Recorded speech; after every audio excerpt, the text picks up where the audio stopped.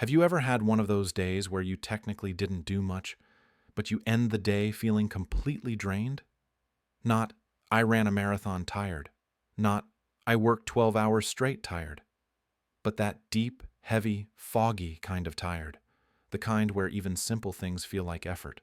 Where you think, what is wrong with me? I barely did anything today. Maybe you stayed at home.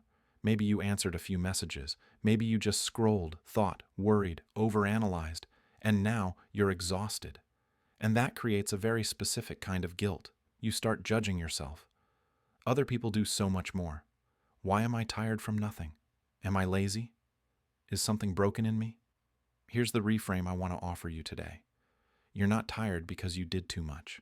You're tired because your brain processed too much. Not physical labor, not visible work, but emotional and cognitive load. The kind of work no one sees, not even you. And that's what we're unpacking today.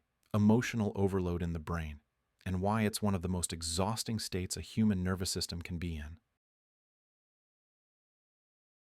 We're taught a very simple equation. More activity equals more tired. Less activity equals more energy. But biologically, that's not how the brain works. Your brain doesn't measure fatigue by how much you move. It measures fatigue by how much it has to regulate. Regulate thoughts, regulate emotions, regulate impulses, regulate reactions, regulate uncertainty, regulate other people. You can lie on a couch all day and still be in high regulatory mode. And regulation is expensive. From the brain's perspective, it's like running multiple background programs at once, monitoring threats, managing social dynamics, replaying conversations, predicting futures, suppressing emotions, deciding what not to say, worrying about meaning, identity, purpose.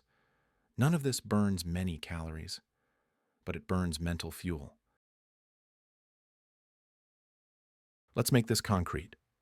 Imagine your brain as a control tower at an airport. When life is simple, there are maybe 3 planes. Hunger basic tasks, a little emotion. Easy. But emotional overload looks like this. Unresolved conflict background anxiety, constant self-monitoring, sensory overstimulation identity questions, social comparison, existential thinking, decision fatigue, emotional suppression, internal pressure to be better. Now there are 30 planes in the air. None of them crashing, but all of them needing attention. And you're the only air traffic controller. Of course you're tired. Not because you did too much, because you were on high alert all day. Let's talk science, but gently. There are 3 key systems involved in this kind of exhaustion. 1. The prefrontal cortex, the manager. This is the part of your brain responsible for self-control, decision-making, emotional regulation, social behavior. Thinking about thinking. Every time you hold back a reaction, overthink a message, analyze a feeling, try to be rational, suppress anxiety, plan your future, you're using this system, and it's metabolically expensive.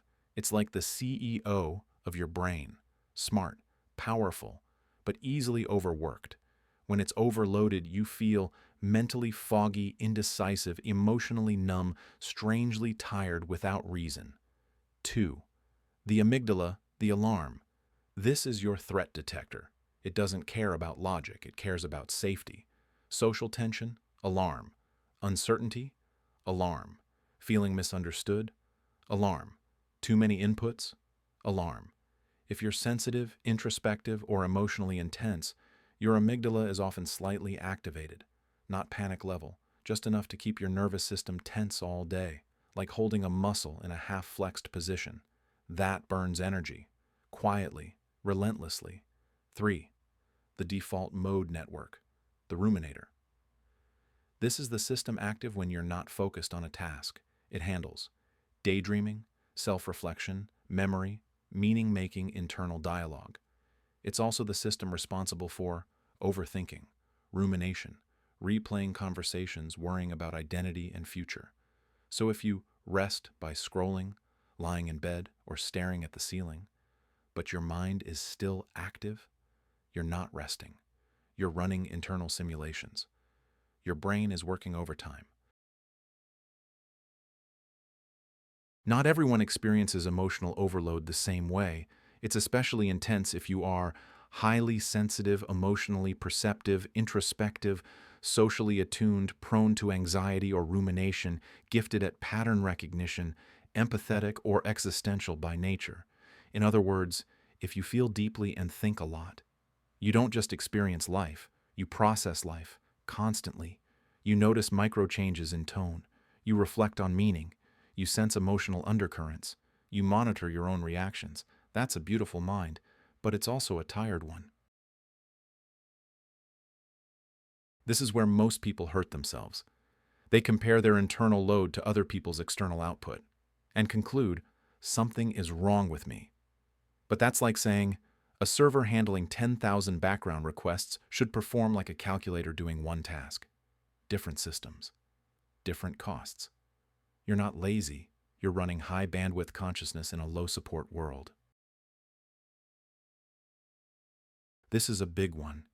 There's a difference between physical inactivity and neurological rest. Lying in bed while thinking about everything, not rest. Scrolling while emotionally absorbing content, not rest.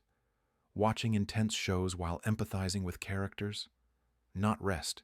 True nervous system rest feels like sensory simplicity, emotional neutrality, low cognitive input, minimal decision-making. Examples: walking without headphones, staring out a window, doing repetitive manual tasks, slow breathing, being in nature, gentle music with no lyrics, not stimulation, deactivation.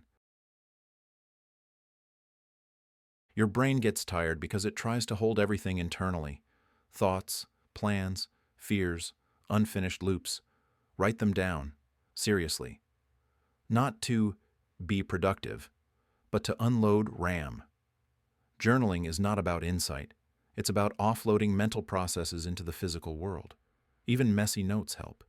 Your brain just wants to stop carrying everything alone.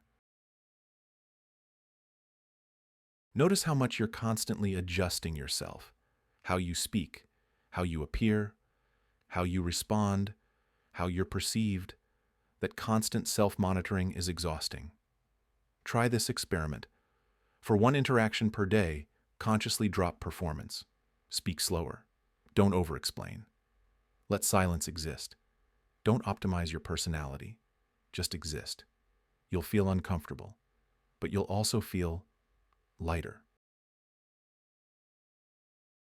Not leisure, not productivity. Time where nothing is expected, nothing is evaluated, nothing is improved. Like psychological free play.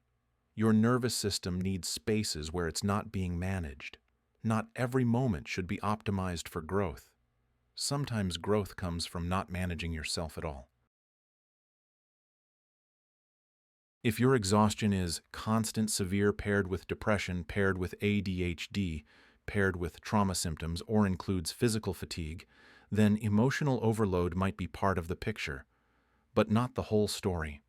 Mental health conditions affect energy regulation at a biological level.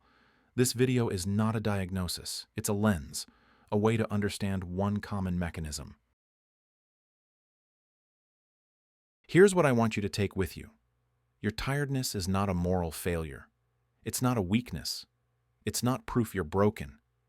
It's often a sign of a brain that feels a lot, thinks deeply, and holds too much alone. You're not exhausted because you're doing life wrong. You're exhausted because you're doing life consciously. And consciousness is expensive, but it's also meaningful. What if the real issue isn't that you lack motivation, but that your mind is overstimulated, over-responsible, and overburdened?